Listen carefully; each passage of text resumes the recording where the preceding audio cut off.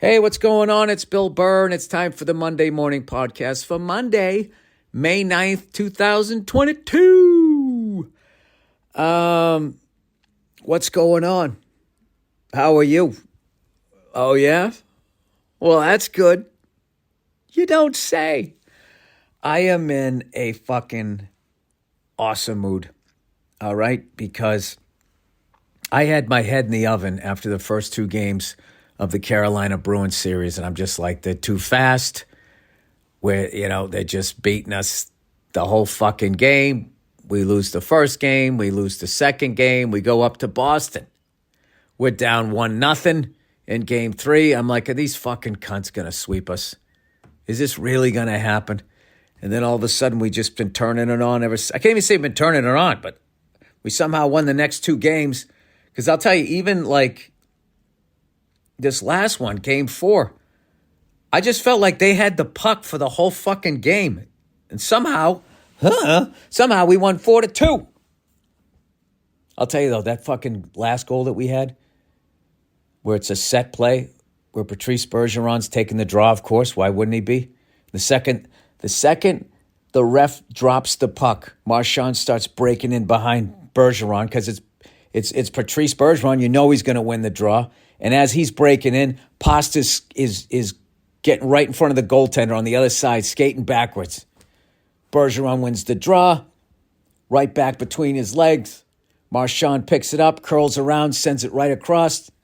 Before the defenseman can figure out what's going on, it's right on the tape for Pasta, and then it's in the back of the net. It was a fucking thing of beauty, and it's what you expect from the perfection line.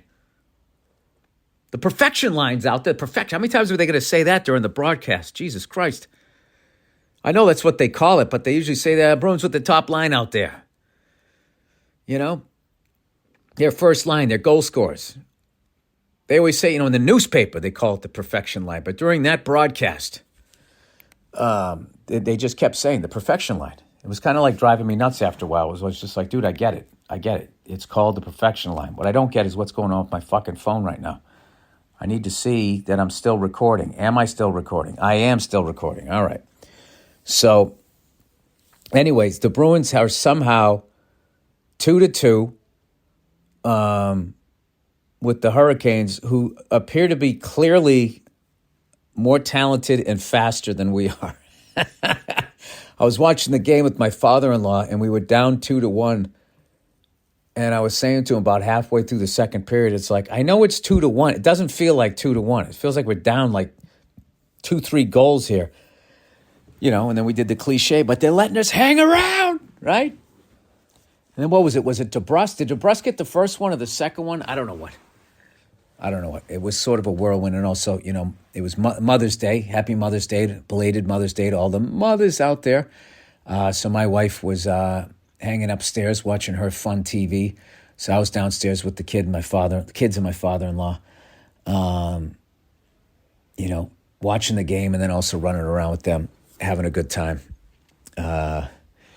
We made some Mother's Day cards for Mom. And then also, it was great. It was fantastic was, my wife loves a brunch. She loves getting dressed up, going out to go see the people and everything like that. You know me, okay? Maybe you don't know me. Maybe you think you know me. Maybe I'm just so fucking arrogant that I'm just going to say you know me. I'm not into brunch. You know what I mean? You get dressed up. It's hot out. You're sweaty. There's like fucking syrup and eggs, and the whole thing is gross. And you want to sit outside or inside? Inside. Okay, inside's going to be a 17-hour wait, but I can stick you directly in the sun in 6 minutes. And then everybody in my life has pigment, so they all look to me, and I don't want to, because they know I have a need to be liked, I just go, yeah, no, it's fine. I'll, put on my hat, you know what I mean? So then I'm sitting there in a suit wearing like a baseball hat, so I look like the guy in Hollywood who just got a fresh pair of hair plugs, and he's waiting for them to grow in, and he doesn't have the confidence, you know what I mean? So we ended up we went to a brunch, and we left and we ended up going somewhere else where we could sit inside, and it was fantastic. That's my thing about brunch. It's like, who doesn't love breakfast? You know? Who doesn't love lunch? Who doesn't love combining the two of them and just being a fat American? You know? What is the lunch part for, though? I guess that's for the people that go there that already had breakfast. You know, there's always that person at the brunch, the one who already got the workout in, just did a 5K and they need some fucking carbs. And rather than just eating the carbs, they have to show up with the fucking number still written on their arm from their 5K in that grease pencil. You always see that number. Right as you're fucking, right as you're taking a big bite out of like a fucking waffle or something, Anyway, but I actually was talking to my lovely wife, and I think she's finally coming around to understanding why I don't like going to brunches. I'm trying to remember the last brunch that I went to where it wasn't ridiculously hot. It's just always fucking hot, and you always end up outside. And I just don't want to. I just don't want to eat breakfast sitting in the blazing sun. I mean, I don't think that's, does that make me antisocial? I don't think it does. It somehow always gets framed that way. Speaking of framed, the Boston Red Sox, my God, I'm having so much fun watching them, even though they just keep losing. It's like the fucking bad news Bears. We just lost. We just got our asses kicked by a bunch of fucking whipped by a bunch of goddamn nerds. We were playing the Chicago White Sox. Okay? We lost 2 out of 3 to the fucking Orioles. We lost 3 straight to the White Sox. We lost our 6th game in overtime, extra innings, whatever you call it. We are 0 for 6. All right? And I know there's a lot of, Trevor Story got booed when he went 0 for 4 strikeouts. People are getting down on him, okay? Now, we could possibly be this bad, but I don't think we are. I actually think we're getting all the disappointment out of the way. Right now, as I'm recording this, we are in last place. We're a half a game or a game behind the fucking Orioles, which it always pains me to see how bad that they've been for the better part of fucking 30 years, because they were an institution when I was growing up, as were the Pirates. Those were winning franchises, if you can believe it. But now that we're, the sort of the post-steroid era, luxury tax, big-time free agents, everybody bouncing around, they have not been able to keep up. And I gotta tell you, man, I would love to see the Orioles get good again. Just to hear that O-R-I-O-L-E-S. I used to love that. In 1979, I think that guy passed away. That crazy fucking Yosemite Sam looking guy used to stand up on the dugout and get everybody going. They had fucking Eddie Murray and Doug DeCentre and all of them. I loved all those guys. But anyway, we're in fucking last place. But I feel like, if Sale comes back and is even 80% of what he was, that's huge. We got Evaldi, so we kind of have a nice 1-2 punch there. And if we could just start getting some walks and stop having the goddamn opposing pitcher always all relaxed on the mound with, no one on base, clean fucking slate, nobody taking a lead off a third in his peripheral if he's a righty, right? I think we can start getting some wins. So we'll see. We'll see. I hate to say this. I do love that the Yankees are in first place. Not because I like the Yankees. Not because I like the Yankees. It's because the Blue Jays were running their fucking beaks up there in Toronto about, hey, last year was the trailer, this year's the movie. Well, let me tell you something. It's not performing too well, is it? 580. I guess that's all right. What is the movie? You almost win the division? I decided I'm just going to give the Blue Jays shit all baseball season. It'll be fun. Even though I really like Toronto, and I was all ready to jump on the Maple Leafs bandwagon when we were down 0-2. I was like, all right, this looks like, if we're lucky, 5-game series, and then I'm just going to do what I do in the playoffs all the time, is I root for the Toronto Maple Leafs because they haven't won since 1967, yet they sell out every fucking game and you cannot get a ticket. I mean, it's the greatest fan base in hockey. I mean, who else? Name another fan base that could get kicked in the dick since Lyndon Johnson was in office and they're still selling out. It just doesn't happen. So you have to respect that. Anyway, and I'm happy for Joe Bartnick's Pittsburgh Penguins. I don't know what they're doing today, but I know they're up 2-1 against the Rangers. I guess that wasn't supposed to happen. I have no idea. All right, let's get on to some. And the Celtics lost a heartbreaker. You know, great first half. Bucks destroyed us in the third, and then we came back too little too late in the fourth. But, you know, the Celtics have showed that they can play with them. I mean, both teams are a little banged up, but I don't know. A lot less chirping from my friends who are Bucks fans that were fucking sitting there talking like they were just going to come in and manhandle us. So, but then again, if we lose the next one, we'll be down 3-1. But I don't think we're gonna. I think we're gonna fucking steal one out there. But at some point, you know, if my math is correct, we're gonna have to win 2 in a row if we're gonna take this series. I'll tell you right now. All right, let's talk the LA Forum. I got to do a show there. And we put the stage in the middle. We did it in the round so it could be, you know, so that way nobody's that far away. Oh, the lovely Nia, everybody. Hello. Walking in. I was just getting ready to start talking about the LA Forum show. Oh. So I, before the show, I was mentioning to you guys that I was thinking about, I don't even think I told it to you.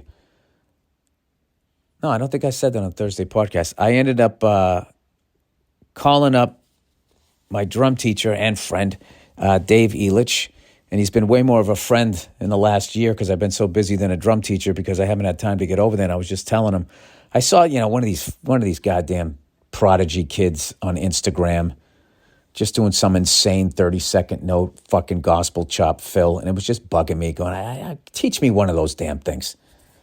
Like, how come I can't hear those things? How come, is it just because I'm old? My brain's too slow.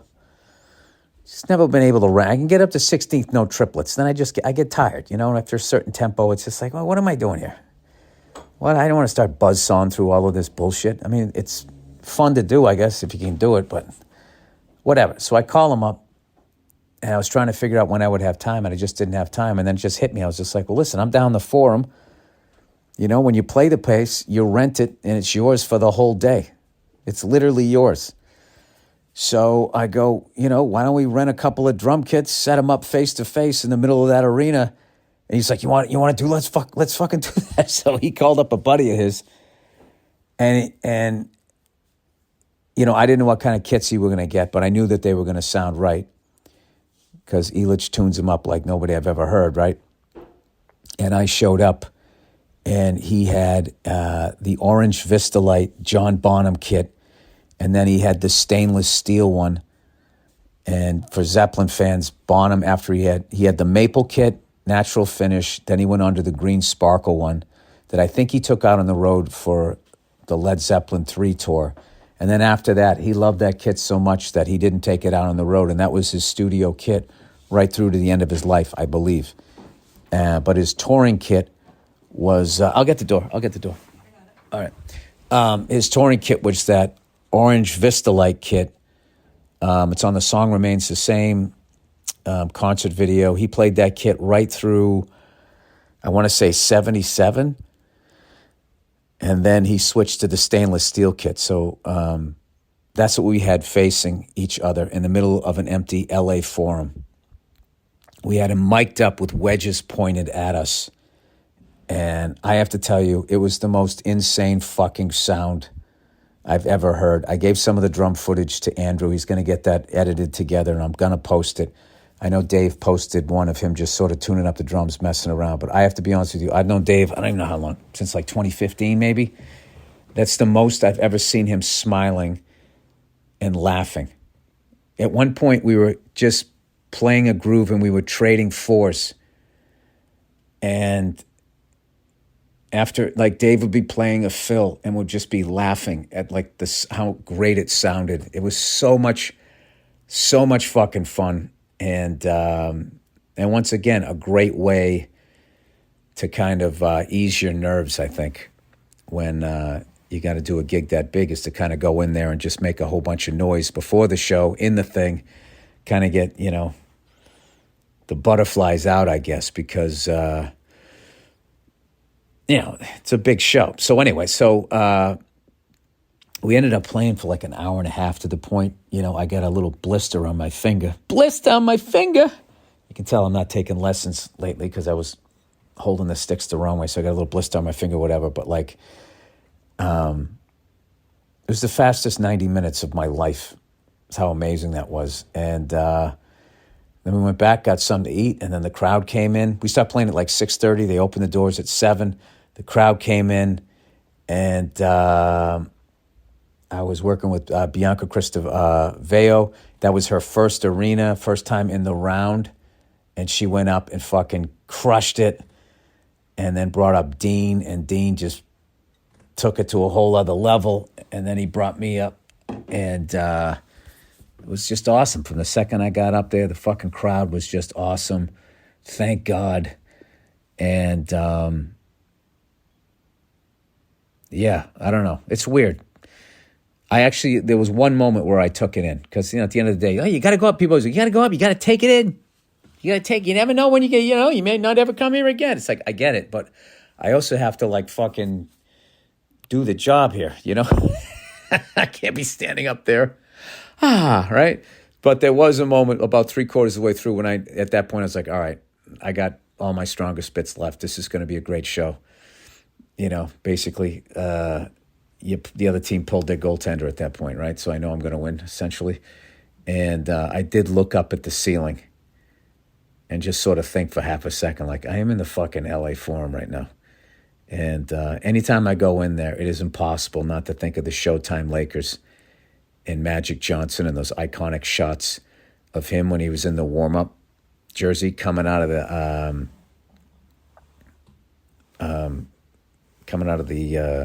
the locker room, and they had that little flap on the back up top, and it just said, Lakers, and it said Johnson, I think, right across. I don't think it said Magic. I think it said Johnson.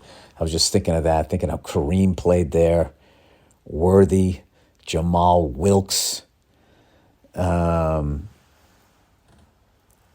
who else? Michael Cooper. It's insane. This was like 40 years ago, and I still remember so many of the people on that team. It was Jamal Wilkes, and then after him, was it Norm Nixon? I can't remember who else they had. If I had to try to name their starting five, it was Kareem, Worthy, Magic Johnson. And it was Jamal Wilkes in the early 80s, and he had that crazy release where he'd bring the ball almost like around his head. Michael Cooper, who was just tenacious on D. I don't know how tall he was. He was like 6'7", 6'8", and I think he weighed like 160 pounds. And you would think that he would get pushed all over the court, and he didn't. The guy just had so much heart. It's crazy how back then, how much you hate those guys, in the moment when they're playing. And then years later, when you look back, you start to, just because the games were so great, you start to love the people you hated as a sports fan. Anyway, so yeah, it was an insane night, and I just want to thank everybody, Netflix and everybody, for helping to put that thing together. I did get to go up at the Hollywood Bowl. I can't remember if I told you that. I got to do 15 in front of Dave Chappelle, which is amazing. I was not there the night when all that craziness happened. Fortunately, nothing too nuts happened. So, whatever. Whatever. Every once in a while, some lunatic. There's always going to be some sort of incident here or there. I don't know. Who knows? I try not to talk about shit like that because I notice all these fucking idiots, they turn everything you say into clickbait. I literally speak in this tone, and they'll be like, Bill Burr, goes off on guy at the Hollywood Bowl. It's like, I didn't. You're just saying that I did. So anyway, those drums sounded so fucking good. I haven't played at home yet. Even though I should. I think I'm going to go out there this afternoon. But I didn't even play at home since then because I'm trying to forget how unbelievable it sounded. I mean, when I post the videos, even with me playing, and I play like shit, just to warn you, I haven't played in like 2 months, so my kick drum foot was sloppy. But on those Vista lights and all of that stuff in that empty arena, it was literally the Bonham sound. It was fucking insane. And I was sitting there going like, man, I'd love to get a Vista Light kit. I really would. I mean, John Theodore made this sick fucking video introducing the whole new line of them, and they have the swirl ones, the Vista Light swirl ones, and one of them is like the blue and olive badge and clear, I believe, or it might be what I think it's clear. Yeah, it's clear, and for me, that's the fucking one. My only knock, they're just really bright, so they're kind of like, if you just want to fucking bash, like that is the goddamn kit. I can tell you that. Oh, speaking of which, dude, was it me or they kind of played a couple of sick-ass tunes during the Bruins game? I mean, it wasn't the usual, why can't we be friends after a fight? You know, those hacky hockey songs? Like, I think they got somebody going, guys, we got to switch this up in there. So they were playing, you know, some of the modern mumble rap shit, which is great. You got to do that for the young kids. But then they played Iggy Pop and like some real shit too. It was playing, now I'm gonna be a dog. They're playing that. I'm just like, what the fuck? Well, how does that correlate to what's going on in the ice right now? I was trying to think of the connection. And then later on in the game, they played Iron Maiden, The Trooper. I was like, I don't know who's the new DJ over there or who fucking updated the playlist, but I thought it was a really nice balance of some fresh old songs and then whatever the kids are listening to today. I don't know. I let kids weigh in on that, but I thought I was very impressed with the goddamn DJ. So here's my question to you. Can the Bruins go down into Carolina and steal one down there? Because I think it's Carolina, Boston, Carolina for the rest of this series. You know, we shall see. But hey, you know what was awesome was when we were trading fours. It sounded so fucking amazing that for the first time ever, I wasn't in my head. And as someone who's played drums forever, I've only done that a couple of times. So if you're a young drummer out there or an old drummer like me, if you ever get a chance to play with another drummer and just start trading fours, I can't even tell you. Or maybe just someone on another instrument or something. If you have friends that you can jam with, you know what I mean? Which gets harder when you get to be my age and you're a dad and you got kids and that type of stuff. Trying to find another dad that can sneak out, you know, which is fucking awesome because you both immediately become like fucking 13 and 14 again. Like, hey, man, let's play some fucking Priest, man. I can't even begin to tell you, like, I just personally, how much I got out of that and was just, for like a few moments during, say like an hour and a half, I felt like there was a good like 27 seconds in there where I felt the way I feel when I do stand-up, where I'm not thinking, I'm just sort of doing it and it's just flowing out of me, you know, at least on the good nights. So I've kind of been chasing that for a while now, and I actually saw a little glimpse of it. So basically what I'm saying is the second I'm done with this podcast, I'm going to go play some drums. So anyway, and lastly but not leastly, I decided because I was so fucking busy, you know, I'm going to try this fucking intermittent fasting, which is funny to me, intermittent fasting. When I was a kid, that was called poverty. But now it's like an exercise or a diet movement, intermittent fasting. It used to be you fasted because you didn't have any money.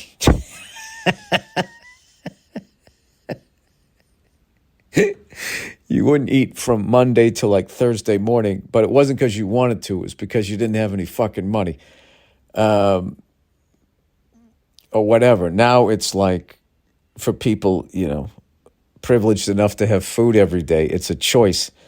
So it's like a 16-hour fast and you just do it every day and you just sort of eat like 8 hours you eat healthy or whatever. But I've been going to the gym. My fucking shoulder feels good. And I don't know. We're going to see if that's going to work. I know. I'm kind of turning the corner here, and I'm trying all this new shit. And the biggest one ever is like, how I told you guys I went golfing, that ATC golf tournament, which was just the best time ever. I have been fighting not playing again. I think I caught the bug. I kind of had an awesome time, and I now get it. I now get why people go over and do that shit. And I think I'm going to play with one of my siblings soon. And I ran into a buddy of mine who lives up in Canada, and I think I'm going to get in early and play around with him too. I don't know. I don't know what happened. I will tell you this, though. What's funny to me is how they always try to granted, I'm not a member anywhere, but it always cracks me up how they try to make like golf courses where like there's all these fucking white guys, like Illuminati people, like carving up the golf course. I mean, that's not the golf course, like carving up the world. Now, I'm not saying this doesn't happen, but as far as my experience going to a golf course, it's just a bunch of guys giving each other shit that are fucking excited that they got a 3-hour window, 4-hour window, and they don't have to deal with all of their fucking responsibilities because at the end of the day, men are basically, we're just big kids. I don't think we necessarily ever grow up, and the level of fucking shit talking, that's all it was the entire time I was on there. I like fucking really, really enjoyed it. So I don't know. We shall see. We'll see if I actually give into this thing, but I feel like I have enough. I got enough fucking hobbies or whatever, but I've come this far that I can say I get why people do it. All right, with that, let's do a little, let's do some advertising here. Oh, look who it is, everybody. Indochino. All right, these guys make custom suits for only $3.99. Choose every detail on a suit, shirt, dinner jacket. You got any smoking jackets? And more at affordable prices that may surprise you for fully customized pieces. Every suit is made to your exact measurements, and you can customize every detail. Create a suit that fits you and your style. Why wouldn't you do this? I always thought it was so cool when Conor McGregor was promoting his fights, how he would have custom tailored suits. Now granted, we all don't have Conor McGregor money, right? We all can't go in to the ring with Mayweather and everybody's going to tune in to watch it, right? So Indochino, this is the common man's Conor McGregor suit here. Create a suit that fits you and your style perfectly with options for fabrics, lapel shape, custom monograms, statement linings, and more. The best part, Indochino suits start from just $4.29 and shirts from $79. Indochino offers a completely custom fitted shirts, casual wear, and more. Get a wardrobe personalized to your style and taste without spending a fortune. They're always adding new pieces and options so you can stay on trend and in style. Explore their relaxed yet refined approach to spring suits with their new spring pastels. If you've got a big day coming up, getting the perfect look is no big deal with Indochino. Get $50 off any purchase of $3.99 or more by using your promo code Burr at Indochino.com. That's $50 off a purchase of $3.99 or more at Indochino.com. Promo code Burr. You know what? I keep dropping weight here, and I get myself down to my fighting weight. To quote Bob Pogo from F is for Family, my fighting weight. I'm going to order one of these suits. Maybe wear it, do some stand-up gigs. You know what I mean? Open collar, right? Coming in there, wearing a watch as big as my ego. Be that guy. All right, ButcherBox, everyone. ButcherBox is a subscription service that takes the guesswork out of getting quality meats like 100% grass-fed beef, free-range organic chicken, and wild-caught seafood. You don't know what they're going to do. And more right to your doorstep. Now, listen, if you want to drop some weight, you got to be fueling your body with the right thing. Little intermittent fasting, a little fucking ButcherBox, and next thing you know, you get into your Indochino suit. You see what I'm doing here? Are you smelling what this bald orange male is cooking? Every month, ButcherBox ships a curated selection of high-quality meat right to your home. Free shipping for the continental U.S. No antibiotics or added hormones. Packed fresh and shipped frozen for convenience, so you can save time on your next grocery store trip. Customize your own box or go with one of theirs. Either way, you can get exactly what you want. I've been using these guys forever, by the way. And I got to tell you something. Their heritage bred pork is one of the best pork chops I've ever had. Get free ground beef for life, everybody, and save up to $180 a year now by signing up through May 15th. All right, if you sign up now, you'll get 2 pounds of their member favorite ground beef for free with every order for the life of your membership. People, 90% of the world, I don't know if it's 90, but a lot of the world is starving. These guys are giving away beef. Now through May 15th is your last chance to get free ground beef for life from ButcherBox. Sign up at butcherbox.com/Burr and get 2 pounds of ground beef for free in every order for the life of your membership. Subscribe at butcherbox.com/Burr to claim this offer now. All right, with that, let's get into the little sip of water here. Oh, that ain't water. F1. Oh, somebody's going to talk Formula One. Hey, when the fuck did they add a race in Miami? And by the way, congratulations to F1. Talk about picking the perfect U.S. city for a Formula One race. You know, you got to have, it's got to be a destination city. It's got to be a fucking sexy city. There's got to be beautiful people there. There's got to be yachts. There's got to be sunshine. Okay? There's got to be that whole fucking, what do they call that? Excess vibe to it. All right? That is Miami, you know. I know there's low-key areas in Miami, but I don't know. When you blow through that city, you don't seem to run into them. All right, F1, everybody. Bill, it seems like all of a sudden F1 racing was more relevant in the U.S. I thought it was just you talking about it that put it on my radar, but then there was the Netflix show and more races here. Then I just saw this tweet, and I thought you might find it interesting. Formula One was acquired by Liberty Media. Liberty Media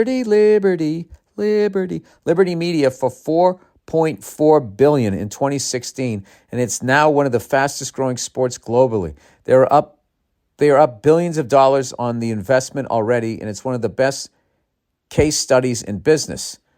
Well, I'll tell you what has made it even better too is now it's competitive. I haven't watched the Miami race yet. I'm going to try to watch that tonight when, we're doing it's the end of the Netflix, this unbelievable festival that they put together. And tonight's the last night and all the comics will be hanging down the Comedy Store. So I'm going down there. So after that, I'm going to watch the race, hoping that Ferrari and Red Bull both have great races. And then also hoping that Lewis Hamilton and Mercedes get their act together, which I know they're going to because I'm seeing like a three-way battle and the best F1 season since I started watching in 2015, which that was a great one. Even though it was Mercedes and Mercedes, it was just watching those two guys like in Days of Thunder. Was it Nico Rosberg and Lewis Hamilton was fucking awesome to see. All right. So there's one in Miami and there's now we have two races. We have one in Miami and we have one in Austin, Texas, and then there's also one up in Montreal. So in North America, and then you got the one in Mexico. So in North America, you got 4 races. That's pretty fucking cool. And you know what? There's going to be some lunatic with a fucking private jet that's going to go to all 4 on this side of the world and north of the equator. I've been to the one in Montreal. That's it. But my next one, I want to go to the one in Mexico City, the one that goes through the minor league ballpark. I think that's fucking cool as shit. All right, Dr. Banner. Hey, Bill, you mentioned the Hulk by his real name, Dr. David Banner. In the comics, his name is Bruce Banner. But for the television show, they changed it to David because they thought Bruce was a gay name. Seriously, really? Bruce Banner. David Banner. Well, Bruce, you can kind of say it that way. Bruce Banner. David Banner. You can do that to anything with that accent. Bill Burr. Oh, isn't that? Oh, look at the alliteration. You can make anything sound a little gay. I don't think Bruce is, Bruce Springsteen, Bruce Banner. I stand by Bruce. And if they thought it was a little gay, then they should have kept it. Because then you got a nice duality, right? Then he turns into this fucking raging aggro. Then the Hulk could be like, maybe he's like one of these alpha guys that's pretending he's straight, but he's fighting the fact that he's gay. Maybe that's why he's actually angry. And is that why he fought Batman? That was Superman. Maybe the Hulk is jealous of Superman and Batman's, relationship. He just feels like the side piece. Sorry. It broke from the alternative name, which was a big thing with Stan Lee. Peter Parker, Reed Richards, Mr. Fantastic, Sue Storm, Reed's wife, the Invisible Woman, Stephen Strange, etc. What is it? It broke from the all. Hey, what's up? I'm doing my podcast, buddy. I need help. What's the matter? Can you help me to blow my nose? All right, hang on a second. All right, I'm back. Yeah, so you said all alliterative. It's alliterative. All alliterative? I've never seen that word in my life. You mean alliteration? Oh, I can't say it. Alliterative. I got to look that up and figure out how to say it. alliterative pronunciation. I got to hear how do you say this? Alliterative. Alliterative. Oh, there's your fucking $5 word for the day. Alliterative. All alliterative names. Hey, you know what? Shout out to this man or woman who wrote this email. Alliterative. They broke from the alliterative names, which was a big thing with Stan Lee. Peter Parker, Reed Richards, Sue Storm, Stephen Strange, Bruce Banner. Dr. David Banner. Well, they kind of had Dr. David. That's two D's in a row. What does Dick start with? D. So how come that's not still like homoerotic? That's basically it. The entire superhero thing, like it or not, it does look like a bit of a drag show, does it not? I'm campaigning for a gay Hulk. Anyways, righteous. Oh my God, then somebody tries to beat him up in a rest area and he beats the shit out of him. That'd be fucking amazing. All right, righteous cunt segment. Hey, Billy Bathtub. On the topic of people getting caught lying and being asshole while coming off as good people. I love that. That's one of my favorite things to do as a person. I'm amazing. Hey, Bill, what about when you did this? I don't recall that. Someone I went to high school with has spent the last 5+ years reporting on the dumbest members of the political party he opposes. It's a lot of, look at what this person who doesn't matter said. You should hate everyone who doesn't think like us type of shit. He published people's personal information online. Oh, no. Some of which ultimately turned out to have no affiliation with the thing he was reporting on. Anyway, bunch of S's to make fun of me. This fucker just got caught on camera vandalizing places of worship for minority groups. I have no idea why, but maybe he was going for one of those things where people start a fire just so they can be the hero that reports it sort of deal. I have no idea when the trial is, but I'm thinking about flying in for it. Did I mention this person once accused me of stealing his math book from his locker because it was easier than saying he left it at home? I never forgot that. Fuck these people. Wait a minute. Who is this guy? He must have so much power that you don't want to say his name, or her name. It can't be a her. It doesn't fit the narrative. Yeah, that's why I try to make sure that when I do my stand-up act, I stay in the I'm just a fucking moron like lane. Because I don't think anybody can sit there and start going, you know what your problem is? Before it eventually comes back and bites you in the ass. Like, well, hey, didn't you do this, this, and this? And doesn't that contradict everything that you just said? Well, yeah, it does. So, sorry. All right, relationship vulnerability. Greetings from Greece. Oh, God, I'm going to do a show there someday. I swear to God I am. Greetings from Greece. Dear Bill Burr, sorry in advance, but it gets sad. Because it gets sad, but I'm really troubled. Oh, Jesus. Some background. I'm a 24-year-old guy who's been surrounded with funerals for the last 7 years.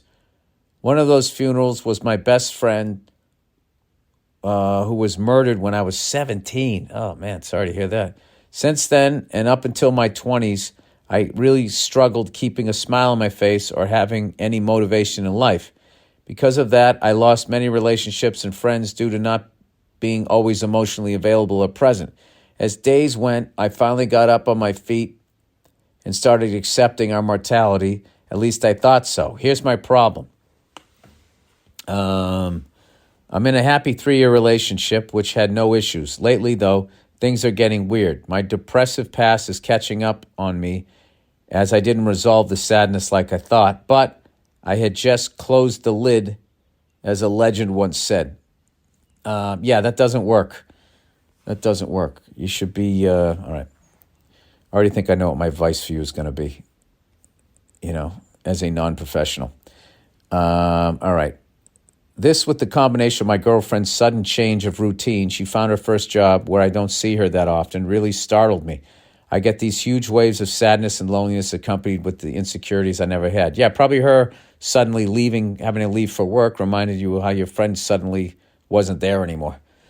This is becoming an issue since I'm really into communicating feelings/problems with my lady, but this time it feels weird. I seem, parentheses, and am emotionally weak, vulnerable, and insecure. Literally the top 3 things a woman don't want you to be. Yeah, well, that's the top 3 things the other person in the conversation doesn't want to deal with on a daily basis because it's a lot. So, and that's what you have therapists for, is they can actually take that on. And if you go into a therapist, I think it eases the tension in your relationship because you're talking to a professional, so you start moving in the right direction.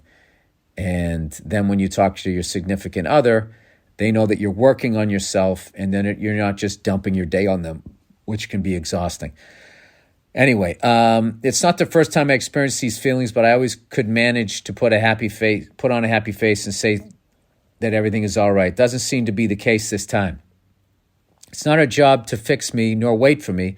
I wasn't like this 99% of the relationship. I was the happy, funny dude who she could always count on. Now I just feel like a man-child. What do? I have talked about it. She tries to understand and support me, but I can't stop having the unavoidable feeling of the pressure that if I don't get my shit straight fast, I may lose her.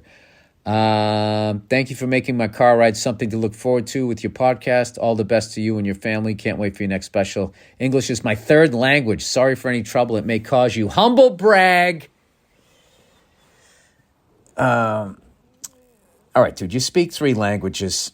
All right, you're a funny dude. You got a great girlfriend, okay? Just go get some therapy and stop worrying about losing her. All right? If she takes off, that's her fucking issue. It's not your issue. And if she takes off, that'll be sad. You go through that sadness, and eventually the right one comes along and they don't leave. All right? And if she's the right one, she won't leave. But right now, if I was you, just work on yourself and, talk that shit out, cry it out, do whatever you got to do. There's a lot of stuff out there about mushroom therapy. I've never done that, but, I've heard a lot of good things about that. It's good for PTSD and trying to work your shit out so you actually get to live a happy life, because why should you be miserable because of that horrible thing somebody else did to your friend? And that's the thing about when somebody does something like that, it doesn't just obviously affect the person that they attacked. It's the ripple effect, and it can literally affect how you are in a relationship, how you're going to be as a father and a husband, and then for generations, people deal with these issues. It's sort of the blowback or whatever of whatever happened. So I hope you're able to work through that shit. And as always, go to a professional, not a fucking jerk off with the podcast. But, I appreciate you writing it. Not that I was giving you shit, all right? Okay? So don't fucking get down in the dumps because of what I just said there, all right? Jesus. Hope I didn't snip the wrong wire there at the end. I feel like it was in an action movie. All right. What do we got here? Oh, new segment idea. Old people remedies that work. Oh, I like that. Hey, Bill, my grandmother, an immigrant from Spain, immediately has credibility. Anybody whose grandparents are from the, quote, old country, just meaning not this country, you always feel like they got some information, She makes a rutabaga soup. My grandmother, an immigrant from Spain, has some crazy remedies, and a lot of them work. Little things like eat this if your stomach hurts, or do this if you have a headache. Can you tell me both of those?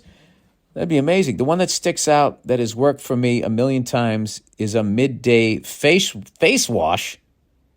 She would always tell us to wash our face in the middle of the day because it gave us a second morning and more pep in our step or something. I thought it was stupid as a kid, but I do it all the time. I get crushingly tired at 2 p.m. It's not for lack of eating right or exercise. It's more so my job and being at or near my desk. I'll just go to the bathroom at work and splash water on my face and on my neck. Work still sucks, but I certainly feel better. Do you have any? I think your listeners would probably have some too. Oh, wow. Do I have any old school remedies?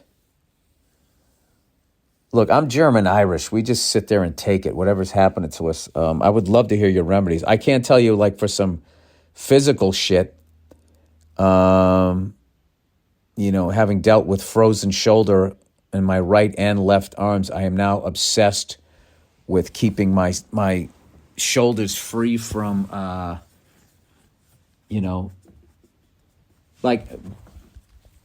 getting all bound up. And I think everybody, to a certain extent, has frozen shoulders. You just don't notice it because you have 85% mobility or whatever. But I can on one side, let's see if I can still do it. On my left arm, I can put it behind my back. And then with my right arm, I can reach back, grab the fingers, and pull my left arm up. My right arm, I can't quite do that. I can only touch the tips. And I've been working on that. And I just do a set of 10 of trying to bring my arm as high up between my shoulder blades, my hand basically, as I can. I do a set of 10 of those, and then on the 10th one, I take my other hand behind my back, and I just sort of push my arm up a little bit more, and it's a weird pain, that frozen shoulder kind of pain, and it's just schmutzing your tendons and stuff. So I've kind of gotten into that, and then Andrew Themelis, the great Andrew Themelis on this podcast, showed me these, what the fuck they're called, Himalayan squats, Hindu squats. I don't know what Hindu squats that I'm actually going to start doing today that are supposed to be really good for you and actually good for longevity in life. But as far as I think a lot of the remedies are more on my wife's side. You know what I'll get you guys in the next podcast? I'll give you if you're starting to get sick, one of those fucking things you make on the stovetop that has all these different spices and shit, and you just drink it down, and it's got the cayenne pepper in it and all that. I think everybody has a version of that, but I'll be honest with you, I don't have a lot of those things, but I bet a lot of people do, which I would find. The only thing that I know that I've learned that helps settle your stomach after a big meal was when I was in Italy. They had these, I don't know if they were called aperitifs or liqueurs or whatever, and it made no fucking sense because you'd be so stuffed and be like, I don't want anything else. And you would just do a little shot. It was really sweet liquor. and it just fucking settled your stomach like you couldn't believe. I'll give you one. Here's one a lot of people don't know. If you rent cars all the time, you're pulling into a gas station and you're like, oh, what side is the gas tank on?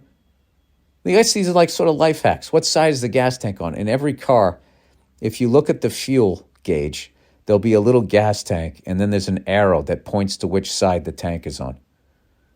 I didn't know that for the first 35 years of my life. And Matt Frost over at CAA, give him a shout out.